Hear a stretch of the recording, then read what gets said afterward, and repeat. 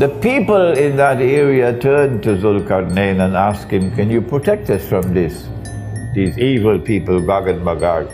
So he checkmated them. Over here, right here, between these two seas is the Caucasus Mountain. In the annals of history, a figure shrouded in mystery and strength emerges: Dhul Qarnayn. In the course of time, he stood as a mighty figure, possessing control like a king, with a strong army under his command. The world was his kingdom, and he traveled to distant lands. Scholars have wondered, was he a prophet, a messenger of divine knowledge? Therefore, Dhul Qarnayn, a person of exceptional goodness, ascended as a righteous king.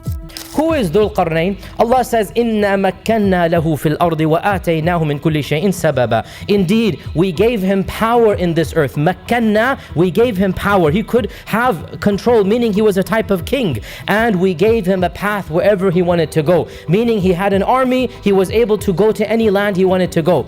Some scholars have said that Dhul Qarnayn was a prophet. But when you look at the story and you look at this ayah, it doesn't look like it, because when Allah describes Khadir, Allah subhanahu wa ta'ala says, we gave him a knowledge from us. That is prophethood. When Allah describes Dhul Qarnayn, He says we gave him power. It's important to note that Dhul Qarnayn is not his given name, but a title meaning the one with two horns.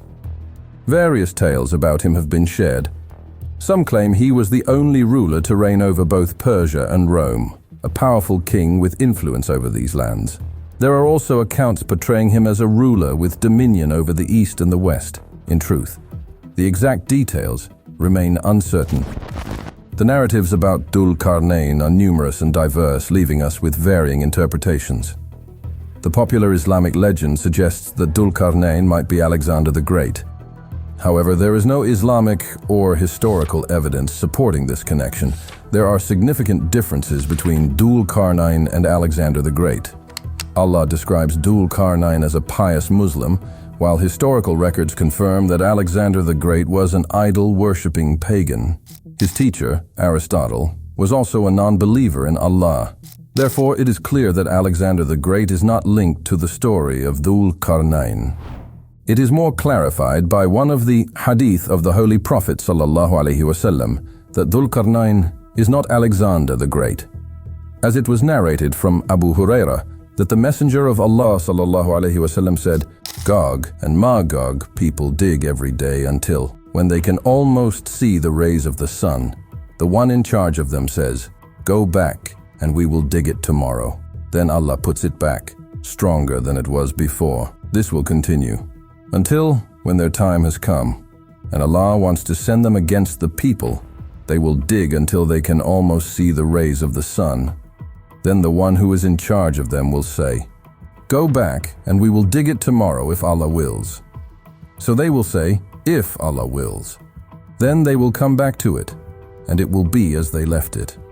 Often people think that Alexander the Great was Dhul Qarnayn, and this is far from truth, because the one who was known to the world and history documented him as Alexander the Great, his mentor was Aristotle, the Greek philosopher.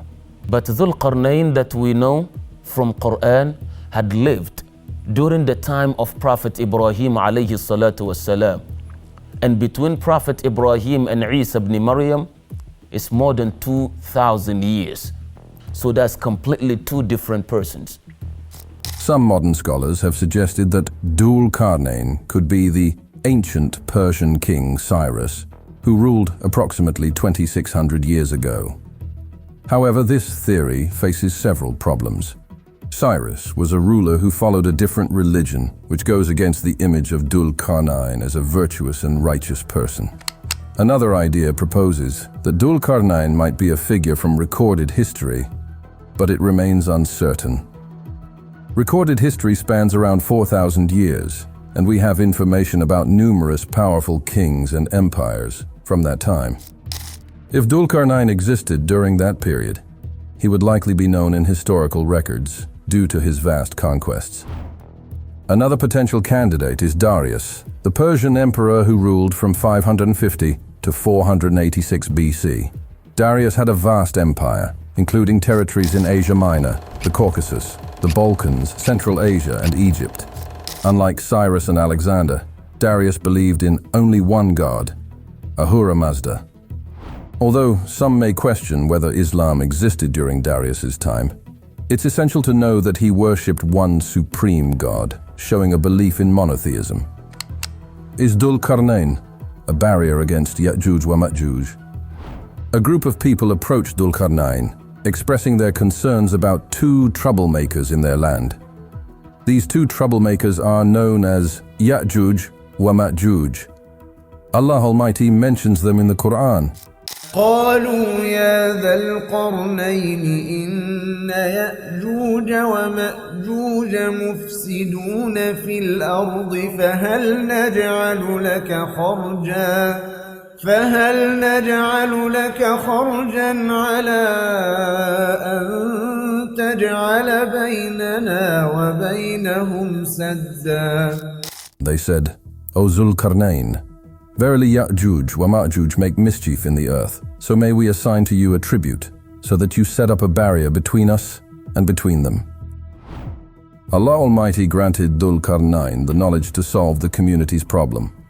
With Allah's divine guidance, Dhul Qarnayn advised the people to build a massive wall or dam made of iron between the two mountains. Then, he instructed them to pour molten copper on the wall to reinforce it and make it very strong and impossible to penetrate. Allah's almighty plan is yet to unfold. According to prophecies, near the end of times, the wall or barrier will be broken, and Ya'juj wa Ma'juj will emerge. They will cause immense trials and difficulties across the land. Dhul Qarnayn said, قال هذا رحمة من ربي فإذا جاء وعد ربي جعله دكاء